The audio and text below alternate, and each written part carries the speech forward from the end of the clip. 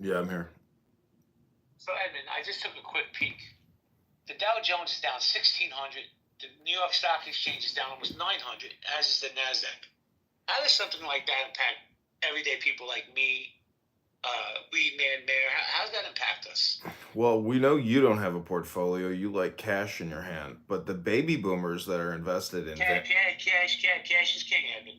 cash is king. But the baby boomers who are invested in Vanguard, which has $10 trillion in assets and just lost about 9% of the total value of that portfolio, or about $900 billion, tremendous amounts of market capitalization have been completely evaporated as a result of these uh, tariffs. However, it's not just US investors, these are global investors that are now paying us. We are now masters of our domain again. What Trump is doing is just common sense, practical, and reciprocal. This is what all countries are doing to us. This is what we do to them now. America first, make America great again.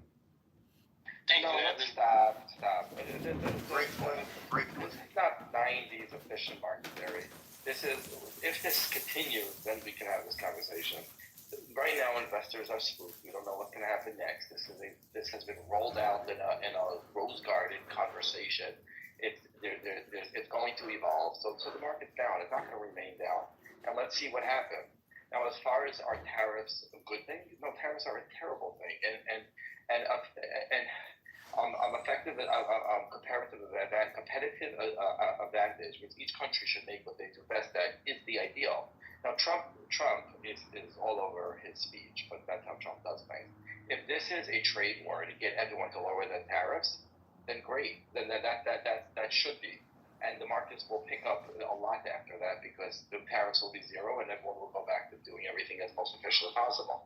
The problem is the math is all wonky here. He's not doing tariffs based on what they charge us tariffs. He's doing tariffs based on trade disadvantages without carrying services. So was rolled out half baked. It was rolled out by the executive branch. It was probably against the Constitution.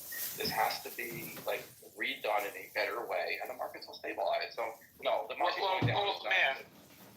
No, you don't have to mute up. I just want to express because I'm trying to get some content. I'm listening, but there might be background noise. Are you you're a Republican, correct? I'm a Republican, and listen, if we're talking about, do I regret? Well, I didn't actually vote for Trump. I lived in New Jersey, but let's pretend I did.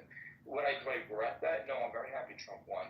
I'd much rather talk about tariffs than talk about global taxes that Biden was talking about, and I'd much rather talk about the way Trump is deporting people than Biden inviting millions of migrants. And so it's all way better. Like, we do this weird thing in America. We pick the better of the two candidates, and then when they do one thing wrong, we're like, we own it.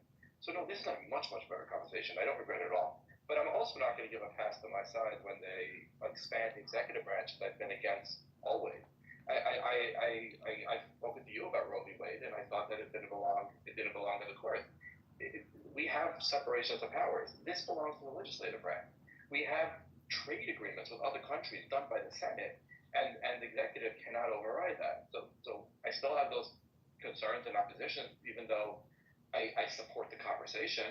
I'm going to call. I like the idea of reciprocal tariffs, but if you do the math wrong, I'm going to call it out.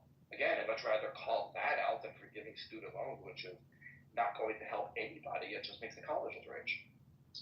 Well, thank you, man. You know, one thing. Go ahead, Brad. Go ahead. I was just going to say, there does seem like this idea of the stock market plummeting and that we should call it out. Like, let's not forget that the stock market was overinflated, oversaturated. Like, it's at record highs, like severe highs. Even the drops it has is still nothing in comparison to where it's been. Like, this could be a restabilization. This could be a realignment, as Mayor said. I think honestly that I'm not really worried because Wall Street isn't what's indicated of a healthy economy in America. And it's really weird that they hear the right and left always pick on Wall Street as if it's going to be the health and the best thing. Trump does it, presidents do it, and then you have the left now screaming. You have idiots like Mickey and all these other ones coming up there going, hey, guess what? The stock market dropped 5 percentage points. It's a run-up. It's a disaster. It's not. It's not indicating. We just added to over 40,000 jobs last month, 280,000 jobs last month. Even NPR confirmed that story, and multiple places confirmed the story, and we know they're all left-wing